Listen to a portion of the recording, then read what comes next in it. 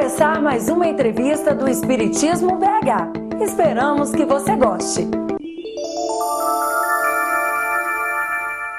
Nosso irmão Afonso Chagas compareceu aos estúdios do Espiritismo BH para nos conceder uma entrevista sobre o tema Ressurreição de Jesus. Tudo bem, Afonso? Tudo bem, Marcelo. Agradecemos a oportunidade do convite. Queremos confraternizar com os nossos queridos internautas, que essa noite nós possamos definitivamente discutir sobre um assunto de tão magna importância, reconhecendo a gloriosa ressurreição de Jesus. Afonso, vamos começar da seguinte forma. Qual a diferença entre ressurreição, como o entendiam os antigos, e a reencarnação? Efetivamente, os antigos, principalmente os judeus, criam na reencarnação sob a forma da ressurreição. No entanto, o grupamento naquela ocasião ainda não tinha bem definido quais eram os vínculos entre o espírito e o corpo. Então não tinham bem conceituado o que era este processo do retorno à vida material. Então a ressurreição apresentada pelos judeus, ela definia aquele ponto onde havia possibilidade de um espírito voltar à vida material, o que a ciência afirma impossível depois que tenha havido a morte. No entanto, a doutrina espírita, revelada sobre a orientação do Espírito Verdade, vem nos informar que o retorno do espírito à vida corporal se dá com o processo da reencarnação, onde é preparado um corpo absolutamente novo, especialmente preparado para aquela ocasião. Então a reencarnação é a volta do espírito à vida corporal, num novo corpo. A ressurreição seria aquele aparecimento que a ciência tem nos informado que não é possível. E se pegarmos no Evangelho, conforme fala Allan Kardec, no capítulo 4 do Evangelho segundo o Espiritismo, podemos até entender que Lázaro ressuscitou, mas que Elias, quando retorna à vida na figura de João Batista, aí nós teremos a reencarnação. Afonso, eu vou usar o termo ressurreição nesta pergunta. Você nos explica. Jesus previra a sua própria ressurreição? Sim, efetivamente Jesus previu em várias ocasiões que ele ressuscitaria. Jesus, ser coordenador, governador espiritual do planeta, já detém nele próprio todas as verdades, tem direito de escolha. Ele afirma no Evangelho de João, no capítulo 10, no versículo 17, 18 e 19, que ele tem esse poder. Ninguém toma a vida. Ele tem a alternativa de dar e retirar a vida.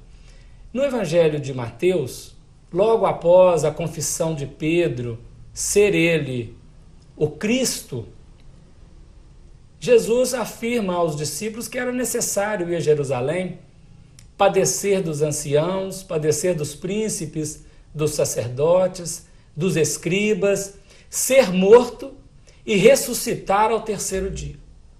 Ocasião em que Simão, um tanto assim amoroso na expressão humana, tenta dissuadi-lo disso, e Jesus recomenda que ele reposicionasse as suas ideias, porque ele estava naquele momento movido de inspirações inferiores.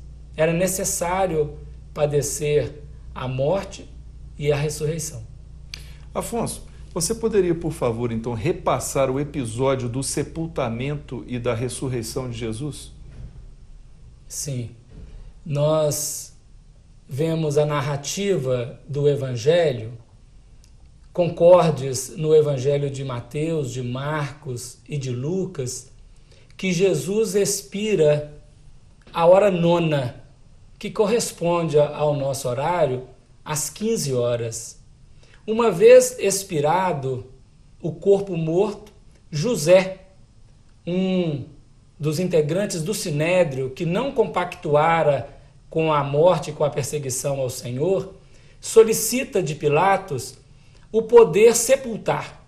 Pilatos concede, José retira o corpo morto de Jesus da cruz e o leva à sepultura que ele havia preparado. Nós estamos no momento em que ele antecede às 18 horas, que era o parasceve, a preparação da Páscoa dos judeus para o sábado.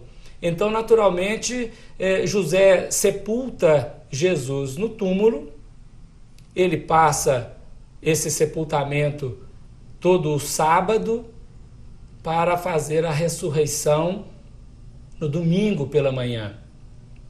Naturalmente, Maria de Magdala, Maria, mãe de Tiago, João, Pedro, tiveram a ocasião, na segunda-feira, de visitar o túmulo.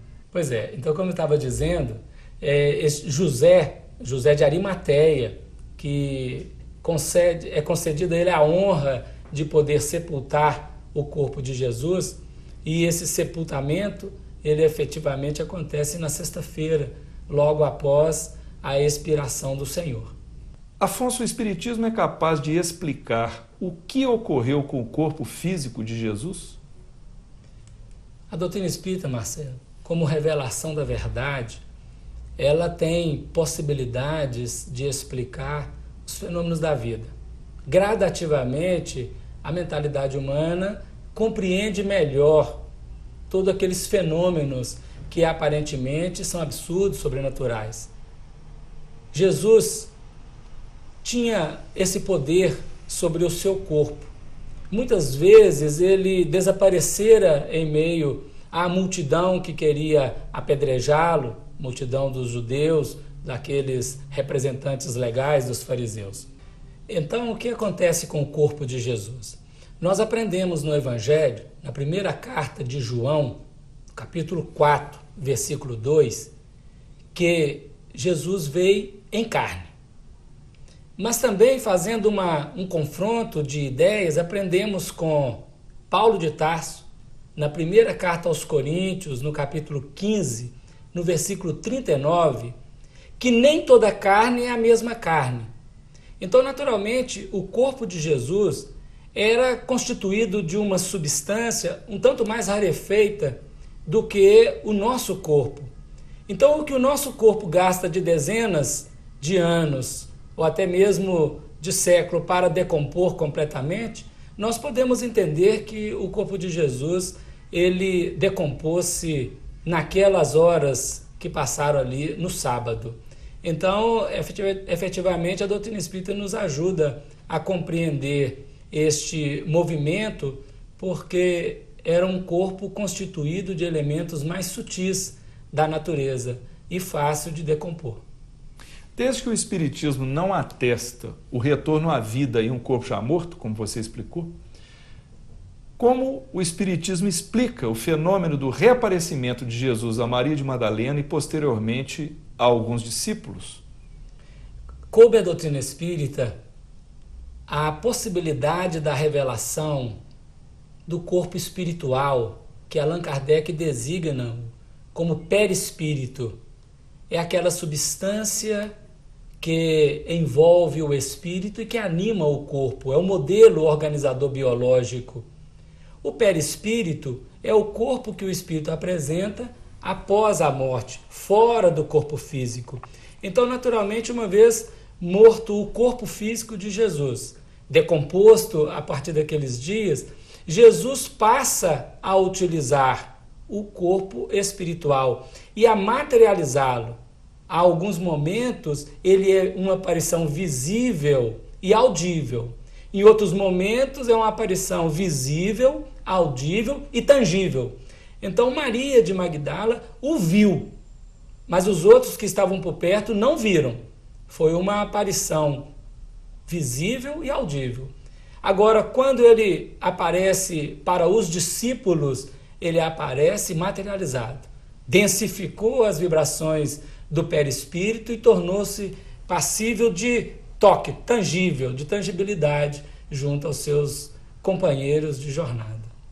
Emmanuel nos oferece uma singela explicação por que teria Jesus se apresentado dessa forma, como você explicou, primeiramente a Maria de Magdala e não a um dos apóstolos. Você pode comentar sobre essa passagem de Emmanuel? Nós recordamos aqui que no capítulo 92 do livro Caminho, Verdade e Vida, Emmanuel faz um comentário sobre esta questão de por que Jesus ter escolhido Maria de Magdala. O Senhor promete no seu ensino de que todos somos filhos de Deus e que uma vez empreendido a verdade na ação cotidiana, temos aquela resposta da lei de Deus como bênçãos. Dentre as personagens do Evangelho, Maria de Magdala é aquele coração que mais efetivamente fez violência a si mesmo para a vitória do reino de Deus. Nem Paulo, diz Emmanuel, fez tanto mais tarde, porque Paulo era apaixonado pela lei, mas era um coração nobre, enquanto Maria estava apaixonada pelos vícios, permanecia morta nas sensações inferiores. E então, ela, após aquele encontro inovidável na casa de Simão Pedro com Jesus, narrado no livro Boa Nova pelo Espírito Humberto de Campos, ela efetivamente tomou uma decisão de mudança e alternou toda a sua vida, procurando agora abandonar os vícios e amar. Na passagem que está registrada em Lucas, no 7º capítulo, dos versículos 36 a 50, a pecadora que ungiu os pés de Jesus, onde Jesus, em casa de Simão, numa ceia, Maria chega e derrama sobre os pés dele perfume de alto valor. Com lágrimas ela também molha os pés do Senhor e os enxuga com seus cabelos. A definir para nós aquele movimento dos cabelos em ressonância com os pés, as bases novas. E enquanto ela fazia assim, o anfitrião repreendia em pensamento, porque ela era uma mulher considerada pecadora, mas Jesus, em defesa de Maria, ele posiciona que ela muito amou, e aquele que muito ama tem os muitos pecados perdoados. E o muito amor de Maria fez com que verdadeiramente Jesus escolhesse a ela para a sublime revelação da ressurreição. Maria, pelo empreendimento do amor, pela dedicação, pela escolha saudável da vontade de Deus na vida dela e daqueles que estavam com ela, mereceu esta honra. Então nós acreditamos que o amor é realmente aquele componente de resgate para quaisquer consciências que permanecem enleadas na queda. Todos estamos convictos de que Jesus é a verdade e veio revelar para nós o amor. E amando, nós estaremos em relação constante com Ele. E a gente percebe, por sua explicação, o reconhecimento de Jesus a grande dificuldade que é vencer os próprios vícios, não é isso? Efetivamente, superar os vícios é daquelas questões mais complexas, porque todos nós encarnamos com uma função precípua, que é a do autoconhecimento. Mas muitas vezes nos sofismas das paixões, nós nos permanecemos ainda muito vinculados aos vícios, aos erros, às inconsequências, à concupiscência, como diz o apóstolo Tiago.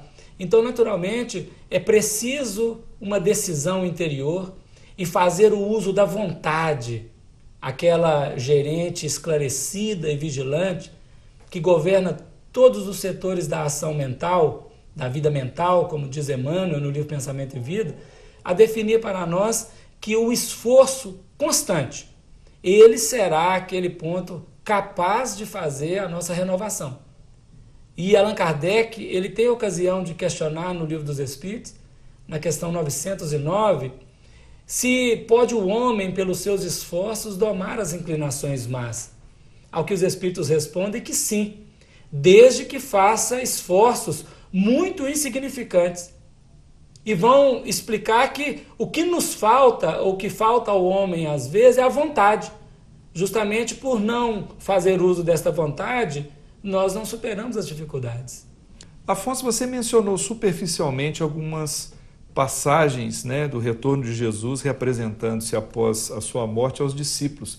Mas você poderia nos relatar um pouco mais em que circunstâncias isso aconteceu? Podemos sim. Após a aparição para Maria de Magdala, Jesus recomenda a ela que fosse e anunciasse aos seus amigos, aos seus companheiros, aos seus discípulos, que ele encontraria com eles na Galileia.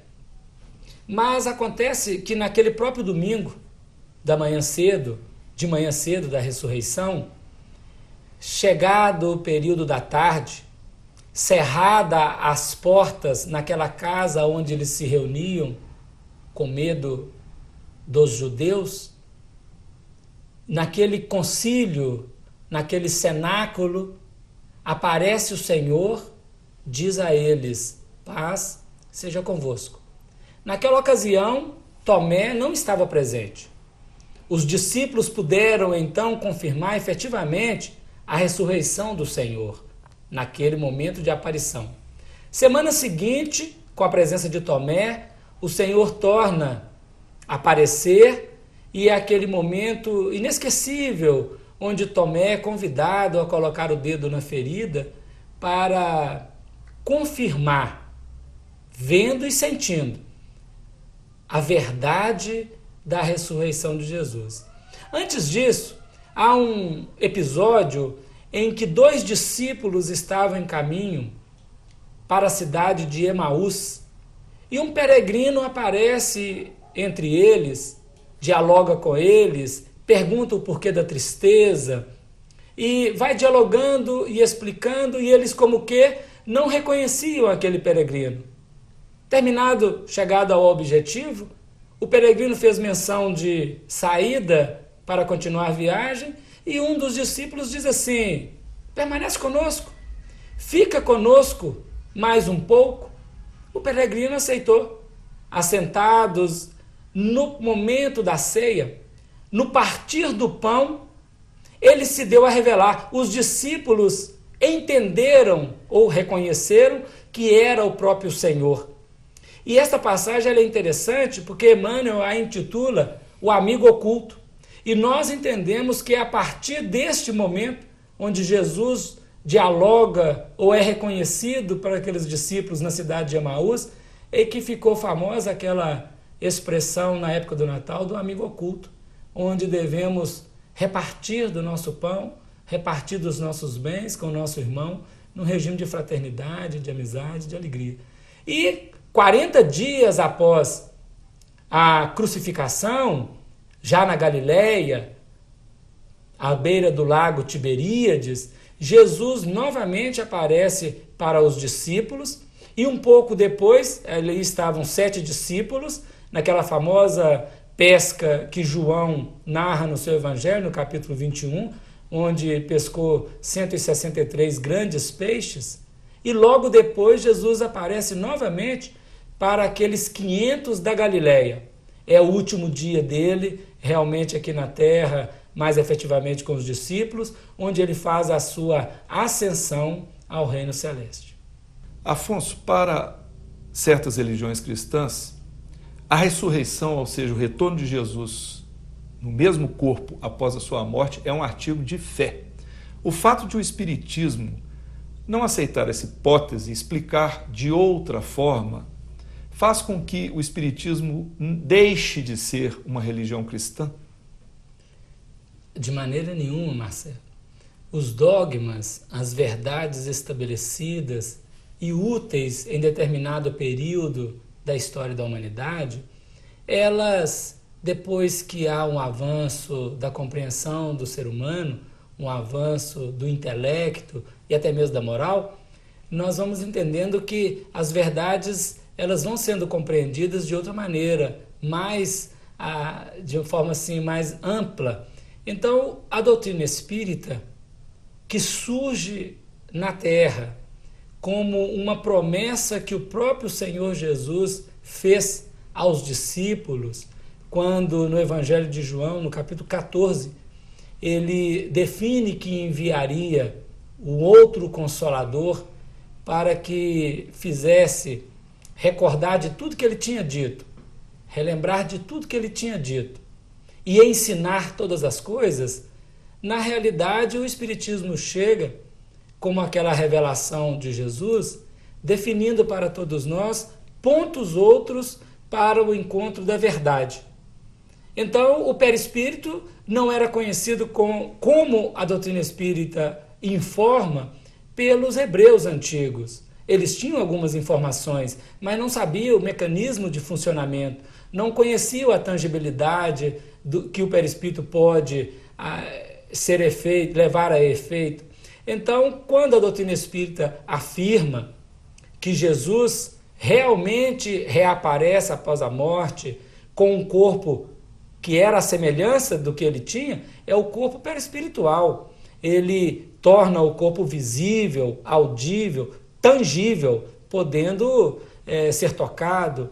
E isso nós temos, ao longo da história do Espiritismo, várias notificações registradas por fotografias das materializações, as materializações luminosas, as materializações dos espíritos, onde o espírito, usando o ectoplasma de um determinado médium de efeitos físicos, ele pode materializar, tornar visível e dialogar, não é? Ter um contato com os encarnados. Então, o Espiritismo não deixa de ser cristão por causa disso. E até mesmo nós precisamos entender que o Espiritismo vem propor para a humanidade uma nova forma de fé, a fé raciocinada. E a fé raciocinada define Allan Kardec que é aquela que pode encarar a razão face a face, em todos os períodos da humanidade. Então, nós, ao longo do tempo, nós transitamos pela fé de várias maneiras. Nós tivemos, primeiramente, uma fé muito emotiva, muito impulsiva, muito reativa a um fenômeno da natureza. Caiu um trovão, tinha um raio, um trovão, o ser humano constituía um Deus. Tinha a chuva, constituiu outro Deus. O Império Romano, apropriando da mitologia grega, chegou a ter no seu panteão de deuses 30 mil deuses. Um pouco mais à frente, nós encontramos aquela fé no sentido dogmático, a fé proferida como uma verdade absoluta que não permite um questionamento. E adentramos agora num período novo, um período onde a fé ela faz-nos questionar o fenômeno, faz com que haja o movimento da razão, da lógica, do bom senso, na compreensão daquele fenômeno, na compreensão daquela cena. E ainda podemos dizer que futuramente nós mobilizaremos uma fé que podemos chamá-la fidelitas, fidelidade, aquela entrega absoluta que a criatura faz ao Criador. E como temos como referência na carta de Paulo aos Hebreus, no capítulo 11, quando ele cita Abraão, que entrega absolutamente a sua vida à vontade de Deus. Afonso, para a gente encerrar, aproveitando essa sua abordagem, comenta um pouco a respeito da aliança da ciência com a religião, como propôs Kardec no primeiro capítulo de O Evangelho segundo o Espiritismo. O primeiro capítulo do Evangelho segundo o Espiritismo e a introdução do livro A Gênese, caráter da revelação espírita, Allan Kardec vai posicionar para todos nós, os aprendizes em evolução no planeta Terra e em escala de outros mundos, que nós estamos num momento singular, onde o ser humano ou o espírito humano neste processo evolutivo está aprendendo a utilizar as duas asas, a asa da ciência e a asa do amor, a asa da fé e a asa da sabedoria, fazendo então aquele equilíbrio do ângulo de 90 graus, onde a horizontal do amor e a horizontal da razão e a vertical do amor possam, combinadas, favorecer o entendimento, a compreensão de todos os fenômenos. Por isso, no século XIX, o Espiritismo surge após o desenvolvimento de todas as outras ciências, porque, naturalmente, a partir do momento em que as ciências estavam estabelecidas na Terra, o Espiritismo podia fazer as suas afirmações, porque a ciência iria corroborar. E Allan Kardec vai mais, e ele diz que se algum dia a ciência afirmasse alguma coisa que estivesse frontalmente contra o Espiritismo, nós deveríamos largar o Espiritismo e seguir a ciência. Acontece que até agora a ciência só fez corroborar os princípios espíritas. Então a doutrina espírita, ela está sustentada num triângulo de forças. Uma filosofia que indaga o porquê das coisas. A ciência que explica o como funcionam todas as coisas. E uma conclusão moral, uma religião que dá o sentido da vida, explica o para quê de cada fenômeno da vida. Então a doutrina espírita, ela está sustentada nesse triângulo de forças. Ela não é só religião, não é só filosofia, não é ciência. É uma aliança de filosofia, ciência e religião. Isto é explicado por Emmanuel no livro O Consolador. Bom, nós agradecemos de coração a presença amiga do Afonso Chagas e passamos para você a palavra para sua despedida, Afonso. Marcelo, eu quero agradecer a oportunidade que a vida nos concede, você nos convidando para este momento, agradecer aos queridos amigos internautas que vão ouvir e assistir estes breves comentários, singelos comentários, que possa servir de instrumento de uma reflexão mais profunda, nós possamos cada dia compreender melhor a mensagem de Jesus. O Evangelho constitui para nós um tesouro ainda não alcançado na sua plenitude. O Evangelho constitui aquele ponto de referência da vida de Jesus, o nosso Mestre, o nosso Senhor. Então nós queremos, nessas palavras finais, agradecidos pela oportunidade, concitar a todos os corações. Unamos os esforços no entendimento da Boa Nova, no entendimento da mensagem de nosso Senhor e Mestre Jesus Cristo. E que possamos, a partir daí, compreendendo, melhor servir diante da vida. Muito obrigado pela oportunidade e muita paz a todos. Ok, muita paz. Então, o que achou desta entrevista? Dê a sua opinião acessando o Fale Conosco. Até breve!